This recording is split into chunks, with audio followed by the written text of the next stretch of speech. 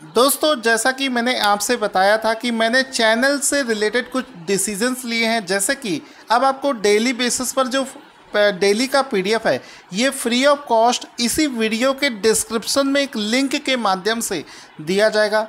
ठीक है, यानी कि डेली का पीडीएफ आपका फ्री हो गया और डेली का पीडीएफ हमारे टेलीग्राम चैनल पर भी फ्री में अपलोड किया जाएगा, जिसका नाम है टारगेट स्टडी IQ।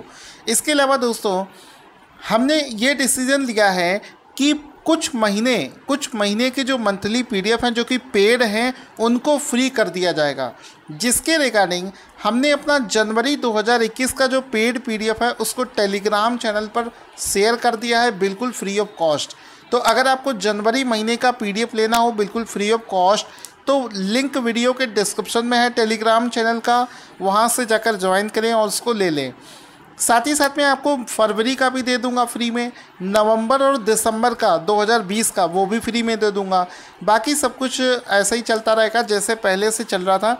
तो दोस्तों, आपको ये सारी चीज़ें कैसी लगी इस बात पर एक लाइक तो बनता है।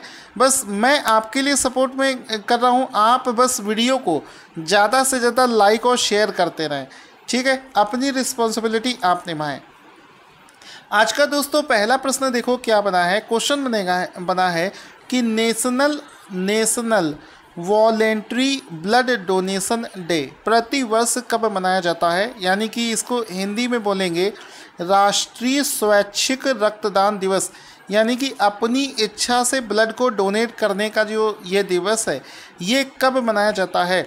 सो गाइस, एवरी ईयर 1 अक्टूबर को, ऑप्शन नंबर ए इसका राइट आंसर हो जाएगा। हर साल 1 अक्टूबर को ये दिवस मनाया जाता है और ये क्वेश्चन इम्पॉर्टेंट इस वजह से भी है क्योंकि इस दिवस की एक थीम है और थीम वाले दिवस एग्ज़ाम में सबसे ज़्यादा फेवरेट माने जाते हैं। अब इसका एक फ़ोटो देख लेंगे तो आपको और अच्छे से क्लियर हो जाएगा। इसमें साफ साफ लिखा है national voluntary blood donation day, जो कि हर साल 1 अक्टूबर को मनाया जाता है। अगर हम लोग देखें वर्ष 2021 के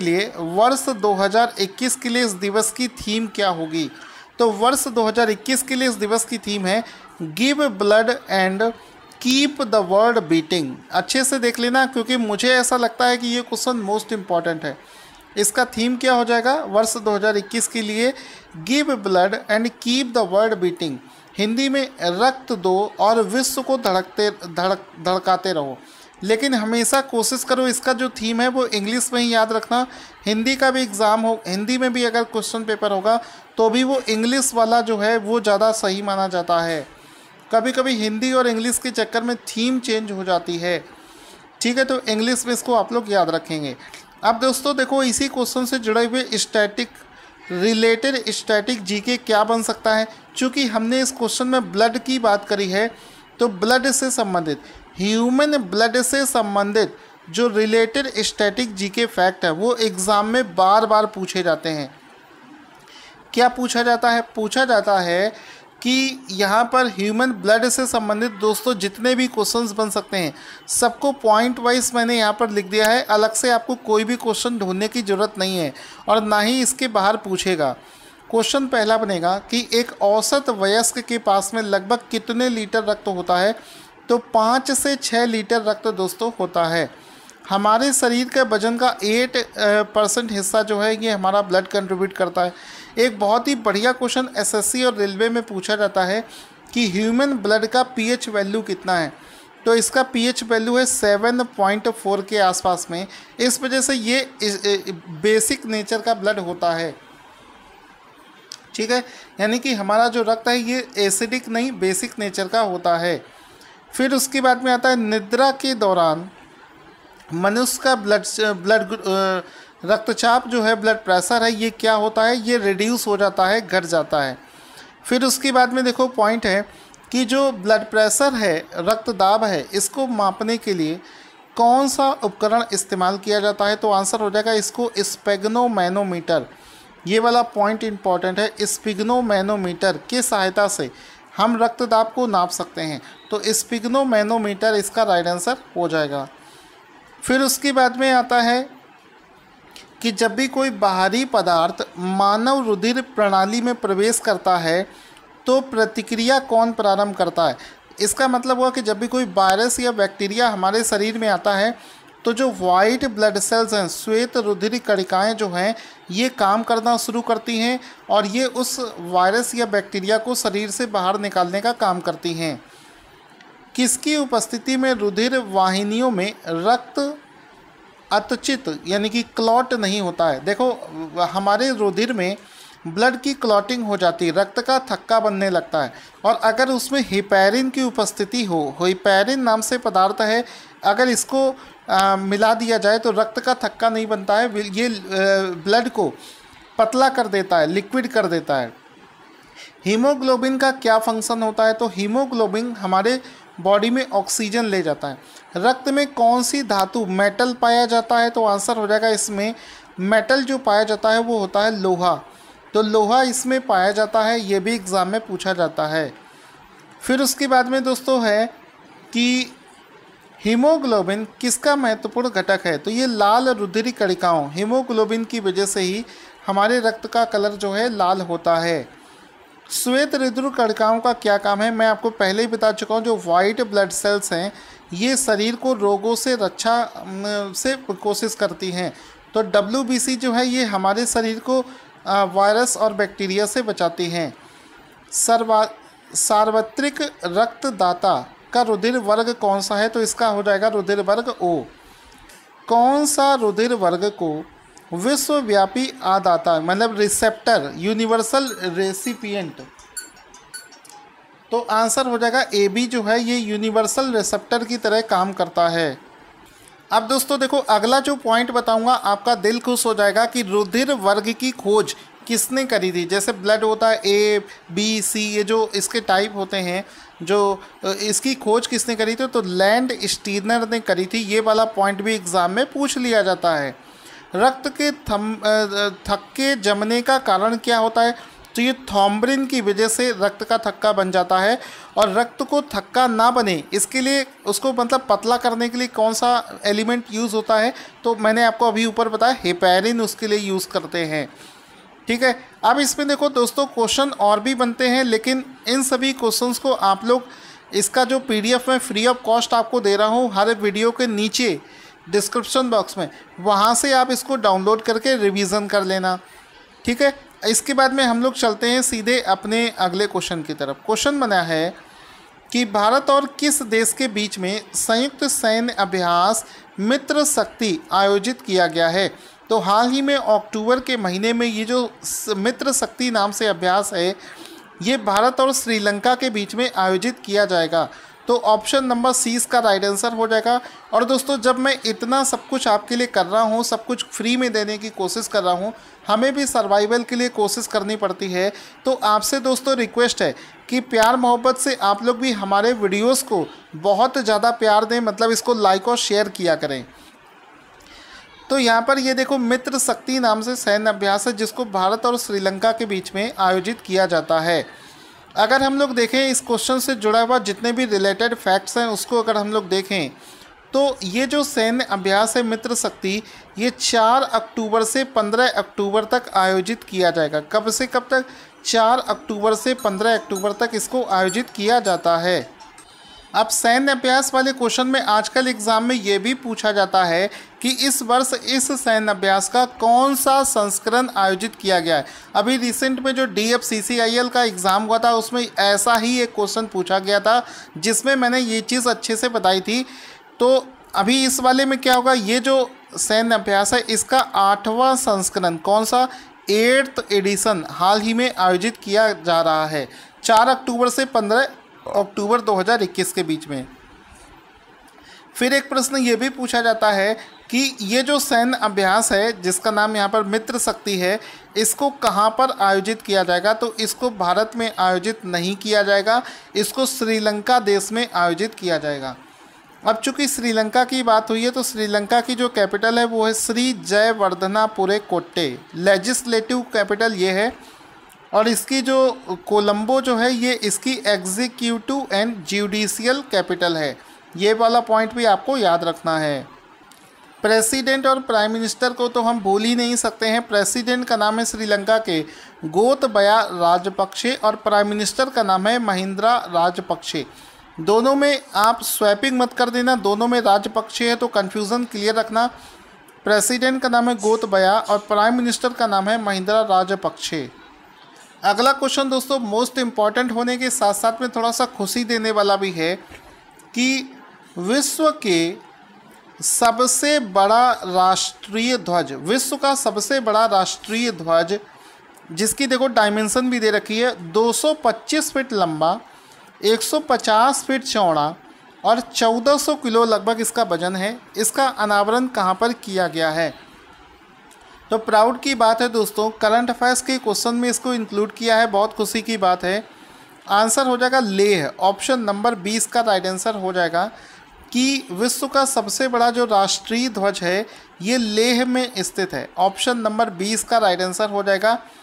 एक बार ऐसे ही दिल्ली के कॉर्नॉट प्लेस पे एक झंडा फहराया गया था और वो वाला क्वेश्चन एसएससी सीएचएसएल में पूछा गया था। एसएससी सीएचएसएल, एसएससी जीडी और एसएससी एमटीएस तीनों में वो वाला क्वेश्चन पूछा गया था उस वर्ष, जिस वर्ष वो बड़ा सा झंडा था दिल्ली के कॉर्नॉट प्लेस में फहराया गया था। ठीक है, तो मुझे ऐसा लगता है कि ये क्वेश्चन भी एग्ज़ाम के लिए इम्पोर्टेंट होगा। इसको हाल ही में लेह में लॉन्च किया गया है। इसका डायमेंशन कितना है पहले इसका आप फ़ोटो देख लेंगे। ये देखो झंडा है और ये फ़ोटो बहुत दूर से लिया गया है। आप इस झंडे का साइज़ देख सकते हैं कि ये इंसान जो लोग हैं वो छोटे छोटे दिख रहे हैं। ठीक है, तो कितनी दूर से इस फ़ोटो को लिया गया होगा, फिर भी झंडा कितना बड़ा दिख रहा है आपको सामने दिख रहा है। इसके अलावा यहाँ पर आप देख सकते हैं कि जो लद्दाख, ये झंडा देखो, ये फ़ोटो यहाँ पर इवेंट हो रहा है और ये रहा पहाड़ी के ऊपर में ये झंडा।